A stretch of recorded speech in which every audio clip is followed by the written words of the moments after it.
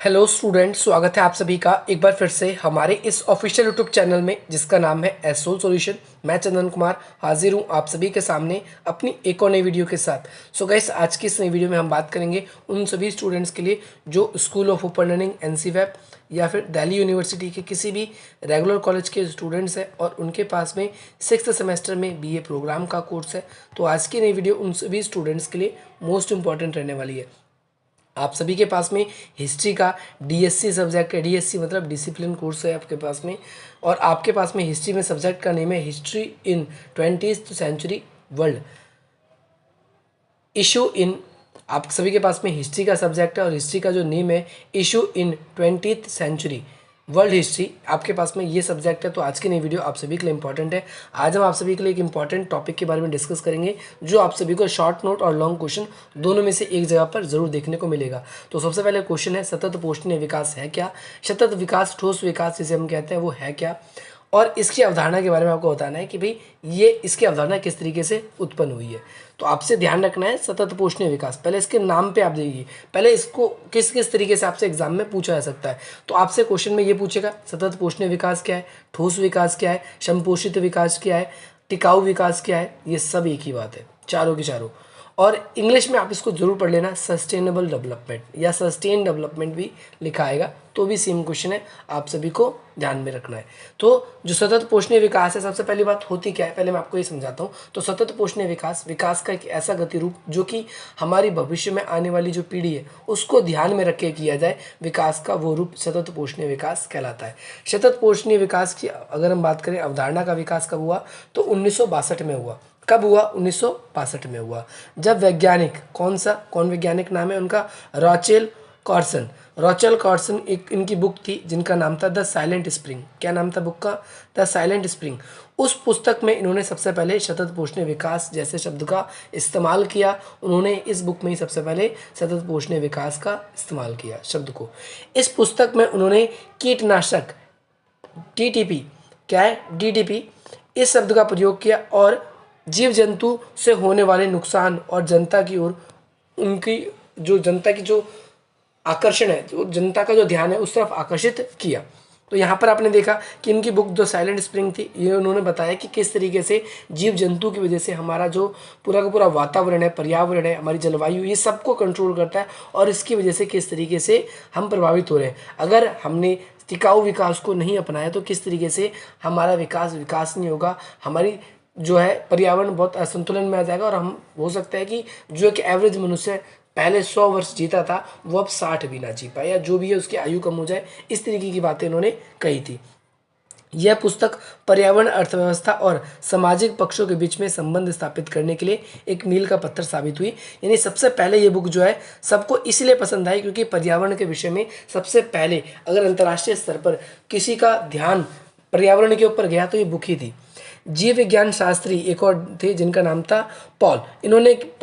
इन्होंने क्या किया था कि पॉल ईहरलिच, पूरा नाम है इनका पॉल ईहरलिच, ये ध्यान रखना है। उन्होंने अपनी एक बुक थी उसमें पॉपुलेशन बम, क्या नाम है, पॉपुलेशन बम को प्रकाशित किया, जिसमें उन्होंने मानव जनसंख्या और मानव की जो जनसंख्या कैसे बढ़ रही है उससे जो संसाधनों का तेजी से दोहन हो रहा है और पर्यावरण के बीच में जो असंतुलन पैदा हो रहा है, इसको इन्होंने अपनी पॉपुलेशन बम में इस्तेमाल किया।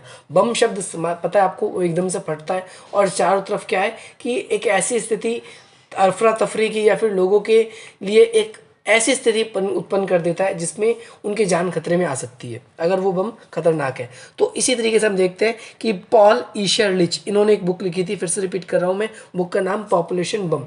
इस बुक में उन्होंने जनसंख्या किस तरीके से बढ़ रही है और इस जनसंख्या की वजह से पर्यावरण के ऊपर कितना ज़्यादा दबाव डल रहा है। संसाधन लिमिटेड है लेकिन जनसंख्या उन संसाधनों को ज़्यादा यूज़ कर रही है।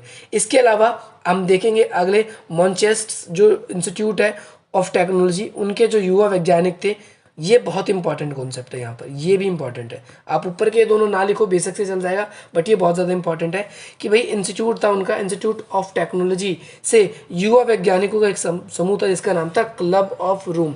और जो चीज़ें आप लोगों के लिए इंग्लिश में लिखी गई ना, इसे आप इंग्लिश में लिखो, कोशिश ये करो, क्योंकि आप सभी को इसको हाईलाइट करने की ज़रूरत नहीं है, ये हिंदी के बीच में इंग्लिश लगी हाईलाइट हो जाता है अपने आप ही। इन्होंने अपनी क्या करी थी, उन्होंने अपनी एक रिपोर्ट लिखी थी जिसका नाम था रिपोर्ट लिमिट्स ऑफ ग्रोथ। इसमें इन्होंने पूरे विश्व को हिला दिया। इस रिपोर्ट में इन्होंने एक बुक में अपनी एक रिपोर्ट दी थी और इस रिपोर्ट को पढ़ के पूरे विश्व हिल गया। क्यों हिल गया? जिसमें पूरे विश्व को हिला दिया। इस रिपोर्ट में वर्तमान विकास की दर धीमी करने पर विकास के परिणाम की भविष्यवाणी की गई थी। यानी फॉर एग्जांपल, अगर आज हमने अपने विकास की जो गति हमने संसाधनों के दोहन की लगा रखी है, अगर हमने इसको ठीक से स्थापित नहीं किया, ठीक से हमने सोचा नहीं आज हमने संसाधनों के बारे में, तो भविष्य में हम विकास नहीं कर पाएंगे। इस चीज़ को इन्होंने डाटा वाइज प्रूव करने की कोशिश करी। इसके बाद में हम देखते हैं स्वीडन की राजधानी स्टॉकहोम। कहाँ पर? स्वीडन की राजधानी स्टॉकहोम में पर्यावरण पर संयुक्त राष्ट्र सम्मेलन आयोजित हुआ। संयुक्त राष्ट्र संघ के द्वारा, अब पेपर में क्वेश्चन आपके ये भी आता है, संयुक्त राष्ट्र संघ ने पर्यावरण की सुरक्षा में क्या कदम उठाए। तो ये वाला क्वेश्चन आप जो पूरा कॉन्सेप्ट है सतत पोषणीय विकास का, जो आप इसमें पढ़ेंगे, आप पूरा का पूरा लिख सकते हो। तो भाई स्टॉकहोम सम्मेलन हुआ कब हुआ? 1972 में हुआ था। किसने करवाया था? यूएनओ ने करवाया था। ठीक है। और पहली बार विश्व समुदाय ने, विश्व के देशों को इस बात पर एक अंतर्राष्ट्रीय मंच पर एक सजगता मिली। इससे पहले हर कोई अपनी टिप्पणी कर रहा था, बुक लिख रहा था, इसके थ्रू पता चल रहा था, कोई रिसर्च कर रहा था, लेकिन पहली बार देशों को आयोजित किया गया स्टॉकहोम सम्मेलन में, और जिसमें पर्यावरण संकट को एक गंभीर मुद्दे के रूप में संयुक्त राष्ट्र संघ में दिखाया गया। इसके बाद में इसी के अंदर ही स्टॉकहोम सम्मेलन के अंदर ही UNEP, United Nation Environmental Programme, जिसे हम संयुक्त राष्ट्र विकासीय कार्यक्रम कहते हैं, इसकी स्थापना की गई। और इसकी स्थापना क्यों की गई? ताकि सतत विकास की जो अवधारणा है उसको बढ़ाया जा सके, विकास हमेशा सतत रहे। तो भाई एक बर्टलैंड आयोग है। कौन सा? बर्टलैंड आयोग। देखो, इस आयोग को बनाया गया कहाँ पर? स्टॉकहोम सम्मेलन में। इसने अपनी एक रिपोर्ट दी थी जिसका नाम था अवर कॉमन फ्यूचर। ये बहुत इंपॉर्टेंट है, अवर कॉमन फ्यूचर। इस रिपोर्ट के अंदर इसने सतत विकास को एक ऐसी प्रक्रिया के रूप में देखने का आह्वान किया कि सतत विकास एक ऐसी प्रक्रिया होती है जिसके अंदर हम क्या करते हैं कि हम वर्तमान समय में विकास तो करते हैं, परंतु संसाधनों का विकास इस तरीके से करना है ताकि आने वाली जो हमारी पीढ़ी है वो भी उन संसाधनों का आसानी से या अच्छी तरीके से क्या कर सके? यूज़ कर सके, और भविष्य में आने वाली पीढ़ी भी उसका अच्छी तरीके से उपभोग यूज़ कर सके। इसके अंदर हम देखते हैं 1972 में संयुक्त राष्ट्र संघ ने ब्राज़ील की राजधानी में, कब? 1992 में। कब? 1992 में संयुक्त राष्ट्र संघ यूएनओ, उसने ब्राज़ील की राजधानी रियो डी जनेरियो में वहाँ पर एक पृथ्वी अर्थ समिट बुलाया। और ये पृथ्वी सम्मेलन जो था, इसके संरक्षण के लिए इन्होंने सबसे पहला, अगर हम देखें अंतर्राष्ट्रीय स्तर पर, जहाँ पर विकासशील देश भी आए थे, गरीब देश भी आए थे, और इसके साथ साथ पर्यवेक्षक देश भी आए थे, जो कि इसके अंदर शामिल होने की सोच रहे थे। 100 से भी अधिक देशों ने अंतर्राष्ट्रीय स्तर पर, उनके प्रतिनिधियों ने इस सम्मेलन में भाग लिया। और सतत विकास को पाने के लिए संयुक्त राष्ट्र विकास कार्यक्रम यूएनडीपी, इसकी स्थापना करी, यूएनडीपी की गठन किया। इस कार्यक्रम में क्योटो प्रोटोकॉल, जोहान्सबर्ग, जो मैट्रल आदि देश भी क्या करते हैं? इस सम्मेलन में खास है। यानी पर्यावरण के संरक्षण में संयुक्त राष्ट्र संघ ने आगे और भी सम्मेलन करवाए, जिसमें क्योटो प्रोटोकॉल, जोहान्सबर्ग, मॉन्ट्रियल, ये सब सम्मेलन के नाम है। इसके अलावा और भी पेरिस सम्मेलन भी है, तो आपको मैं बताऊंगा अभी आगे, बाकी आगे भी वीडियोस आएगी। अब यहाँ पर हम बात करेंगे कि सतत विकास जो है उसकी परिभाषा क्या है। तो सतत विकास की सिंपल डेफिनेशन आपको याद रखनी है कि ये एक स्थायी विकास है या सतत विकास है। इसका अभिप्राय विकास का एक ऐसा रूप, पर्यावरण और जो विकास है उसके बीच में एक ऐसा संतुलन स्थापित करना है जिसका उद्देश्य वर्तमान और भविष्य की पीढ़ी को ध्यान में रखकर, वर्तमान और भविष्य की पीढ़ी को ध्यान में रखकर प्राकृतिक संसाधनों का इस्तेमाल करना है, ताकि भविष्य में आने वाली पीढ़ी भी उस संसाधनों का इस्तेमाल कर सके और सतत विकास कर सके। यही क्या कहलाता है? सतत पोषणीय विकास कहलाता है।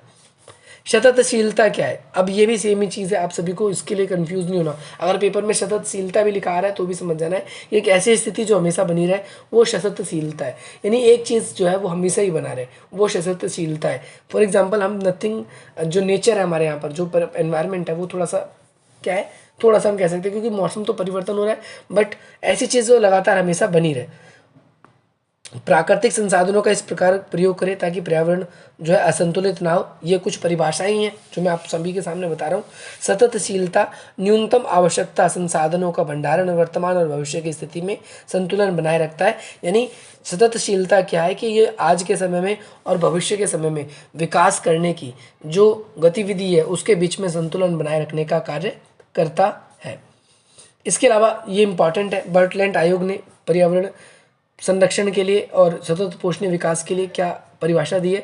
जो भविष्य की पीढ़ी को बिना उनकी आवश्यकताओं को पूर्ति के उनके साथ समझौते किए बगैर ही वर्तमान समय में भी पूर्ति करें। यानी संसाधन जो है वो भविष्य में भी रहे और वर्तमान समय के जो लोग हैं वो भी इनका भरपूर यूज़ कर सकें। ऐसे को क्या कहा जाता है? ऐसे को ही हम क्या कहते हैं? सतत पोषणीय विकास कहा जाता है। अभी सतत पोषणीय विकास ऐसा नहीं कि आज हम सारे संसाधनों को विकास कर लें, आज हम बिल्कुल हमारे पास इतने संसाधन है, सारे संसाधनों को इस्तेमाल कर लें और अमेरिका से भी अमीर बन जाए, चाइना से भी ताकतवर बन जाए। परंतु भविष्य में जब वो फिर दोबारा अपना विकास कर रहे होंगे तो उस समय हमारे पास में विकास करने के लिए संसाधन नहीं होंगे। इसीलिए संसाधनों का इस तरीके से प्रयोग करना है ताकि आने वाली जो पीढ़ी है, आने वाले जो हमारे भविष्य है, वो लोग भी इसका इस्तेमाल कर सकें। सततशीलता एक ऐसी आर्थिक उन्नति, एक ऐसी आर्थिक, या हम कह सकते हैं कि पृथ्वी के संसाधन को पूरी तरीके से नष्ट किए बगैर ही विश्व में लोगों को न्याय और समान अवसर मिले ताकि वो लोग भी अपना विकास कर सके। अब हम बात करेंगे सतत विकास के कुछ उद्देश्यों के बारे में। तो ये लॉन्ग क्वेश्चन में भी आए तो इसमें से जो जो पॉइंट आपको समझ में आ रहा है आप वो पॉइंट इसके अंदर डाल सकते हो। तो सतत विकास के कुछ दूरगामी और व्यापक उद्देश्य भी हैं जो कि जाति, धर्म और क्षेत्रीय बंधनों से मुक्त है और शोषणकारी मानसिकताओं, जंजीरों से अर्थव्यवस्थाओं को मुक्त करने में हेल्प करता है। सबसे पहले इसकी अगर हम बात करें उद्देश्य की, तो सबसे पहला उद्देश्य है पृथ्वी को प्राकृतिक संसाधनों के दुरुपयोग से बचाया जाए। सबसे फर्स्ट पॉइंट ये है कि भाई पृथ्वी को प्राकृतिक संसाधनों के जो दुरुपयोग से बचाया जाए। दूसरी बात, ऐसी नई वैज्ञानिक तकनीकें की खोज करी जाए ताकि पर्यावरण उसके अनुरूप ही रहे। तीसरी बात, विविधता जो है उसकी रक्षा करें। जो डाइवर्सिटीज़ है, जो संसाधन के हमारे पास में बहुत ज़्यादा भिन्नता है या बहुत सारे जो संसाधन है हमारे पास रहें, इस चीज़ के लिए हमें क्या करना है? हमें संसाधनों की रक्षा करनी है, हमें विविधताओं की रक्षा करनी है और स्थानीय समुदाय को भी इसके अंदर शामिल करना है। ये एक ऐसी अब नेक्स्ट पॉइंट बता रहे हैं हम, ऐसी अंतर्राष्ट्रीय संस्थाओं का योजना करें जो कि निर्धन देशों की आवश्यकताओं को समझे और उनके संसाधनों को दोहन सिर्फ विकसित देश ही उसका ना कर पाए। सो होपफुली आप सभी को ये जो कॉन्सेप्ट है, ये वाला कॉन्सेप्ट भी क्लियर हो गया होगा, जिसके अंदर हमने ये देखा कि सतत पोषणीय विकास क्या है, उसके उद्देश्य क्या है, उसकी क्या क्या परिभाषा है। अब आप सभी के लॉन्ग क्वेश्चन, शॉर्ट नोट, किसी में भी ये क्वेश्चन पूछे, होपफुली आप सभी इसको एक्सप्लेन कर दोगे। आप सभी को आज की इस वीडियो से वैल्यू मिली हो तो आप इस वीडियो को लाइक करें, अधिक से अधिक मित्रों तक शेयर करें और हमारे चैनल को सब्सक्राइब करें। ये आप सभी के नंबर स्क्रीन पर शो हो रहे हैं, आप सभी के लिए इस नंबर पे अगर आप कोई भी डाउट, अपने डाउट्स को भेज सकते हैं। इसके अलावा डिस्क्रिप्शन बॉक्स में कुछ वेरियस लिंक है जहाँ पर आप टेलीग्राम पे हमसे जुड़ना चाहें, इंस्टाग्राम पे हमें फॉलो करना चाहें, हमारे अल्टरनेटिव यूट्यूब चैनल से जुड़ना चाहें तो वो लिंक भी डिस्क्रिप्शन बॉक्स में, आप उसको भी देख सकते हो। चलिए मिलते हैं हम आप सभी से अपनी अगली वीडियो में। जय हिंद, जय भारत।